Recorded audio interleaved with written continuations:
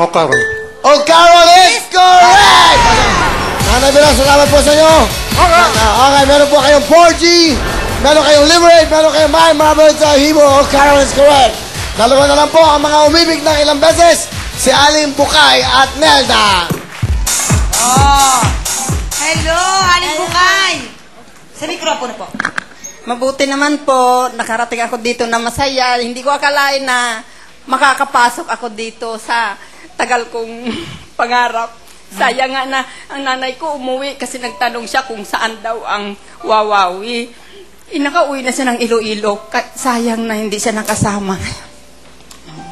Nanay Bukay, ilang beses po kayo kinasal? Tatlong bisis. Kami mo si nanay. Okay, nanay. Ano po ang nangyari? Paano naging ganun ang ating...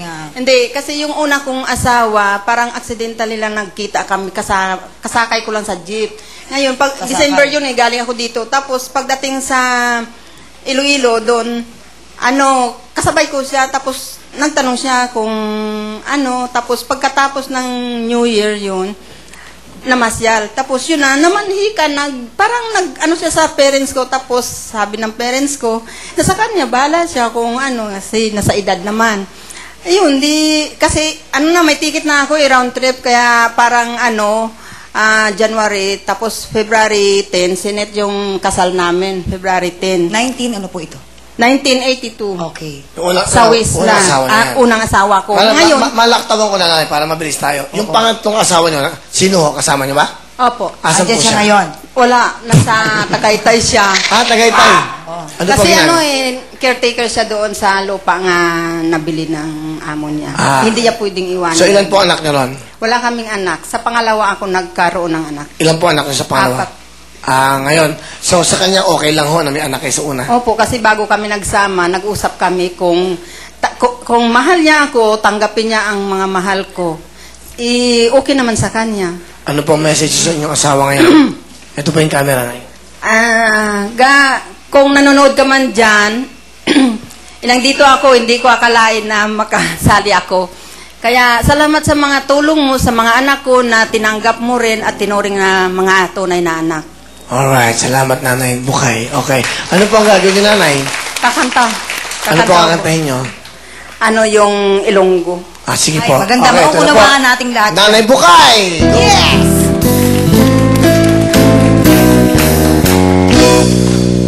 Elo-elo ang banwa ko, ginahingadlan.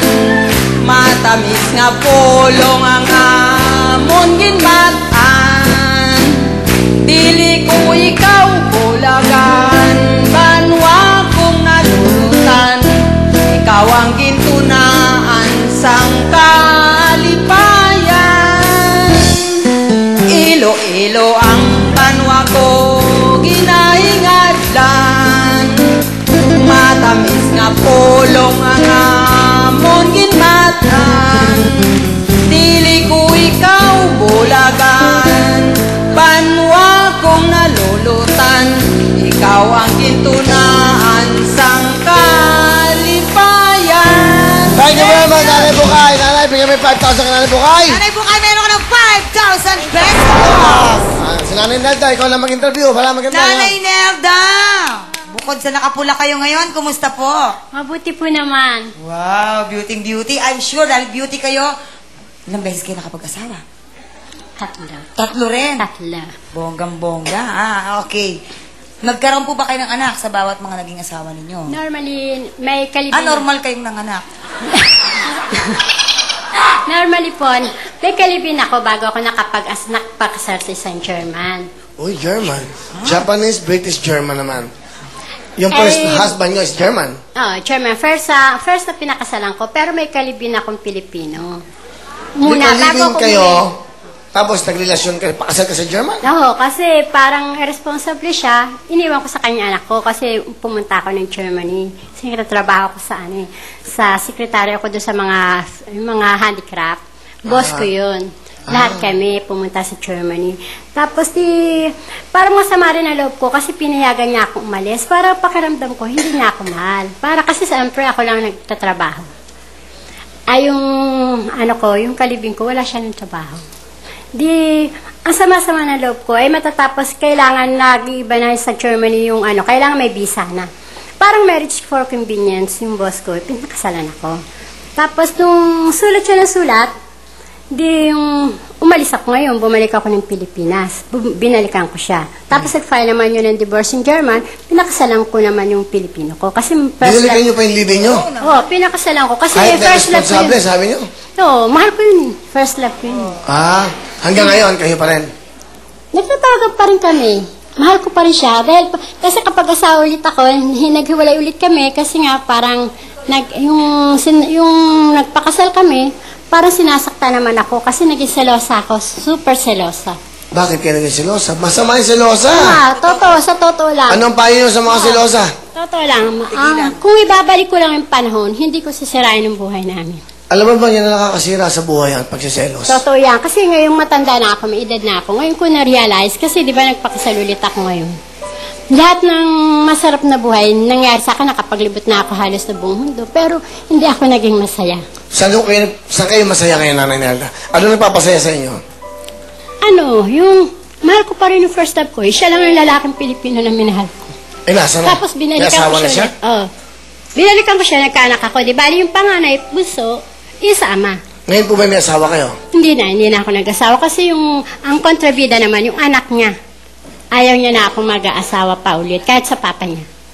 Dapat nagsama na ulit kami for the third time. Kaya lang, hindi talaga. Parang ang gulo ng buhay niyo. Oo nga. Naguluhan ako, Nanay. Pero isa lang kasi minahal ko yun kasi, kaya ako naguguluhan kasi mahal ko talaga Kaya siya. mahirap yung papatol ka sa isang tao na hindi mo mahal, tapos meron ka palang mahal. Hindi. Ang niloloko mo yung sarili mo eh. Kaya nga, napagod na ako kasi parang niloloko ko sarili ko. Pagkano ako. Di ko sabi yung sarili mo na lang. Kaya pa dinadamay niyo pa kami, Nanay. Dito lang, Nanay. Ganda talaga ng mahal na mahal. At okay lang yan, Nanay. Masisira. Kayo ba'y muli pang iibig? Wala pa. Pero first love mo pa rin dati. Wala pa. Wala na, hindi na kami nagkabalikan. Hindi, pero meron pang chance na mag-asawa kayo ulit. Gusto ko kaya na ayaw ng anak ko eh. Hindi pwede nakikialam ang anak. Ikaw yan, buhay niyo yan. Hindi kasi mahal na Sino mahal ko rin. magbibigay ng... bahala kay buhay niyan. Oo nga, pero Okay. gusto ko mag-asawa pag nakatapos siya ng pag-aaral. Okay. Ano po ang gagawin, Nanay? Kakanta po. Meron ka ba mensahe kung sino man ang gusto mo sabihan? Ako? Sa anak ko ba o sa ama na anak ko? Yung German muna, sa salita. German. Salitang German. Salitang German. Okay. Sige. Schatz, ich liebe dich, aber meine Leben ist hier in den Philippinen. Oh, translate in Japanese. シャツ、本当に愛してます。どこに行っても、本当に気をつけてくださいね。 Okay. Wakara. International tayo eh. Wakara. International tayo, ha? Ganon. Binipalit naman. Po? Kaya lang naman ako sumali para sa'yo. Gusto lang kita makita. Oh, ayun. Ay. Lago! Hoy, ano po? Tama na po! Parang ko! Nanay. Ay, ala! Ala! Ala! Salamat, Nanay, ha? Nako, totoo. Parang nabubuhay ulit ang dugo ko. Okay. Alright, Nanay. Okay. Ilan taon na po kayo, if you don't mind? 49 po. 2 years lang ang tanda nyo, pwede. Pwede. Nanay, kung sakaling tayo magpapakasal, Nanay, ito yung tawag ko, sweetheart, kung tayo magpapakasal at nagkaibigan tayo, saan nyo gusto magpakasal tayo? Tayo? Gusto ko dito na lang. Ha? Dito, sa ABS-CBN. Okay. Nanay, ano talent? Ano talent? Kakanta ko. Ito po si Nanay Nelda.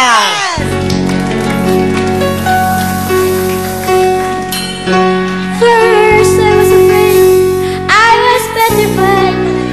Keep thinking I could never live without you by my side. But then I spent so many nights thinking how you did me wrong, and I grew strong. And I learned how to get along to your back. However, when it's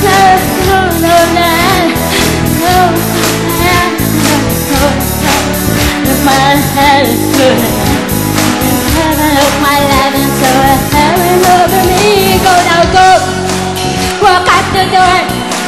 Just turn around now. For sure not welcome anymore. Where you the one who tried to hurt me with goodbye.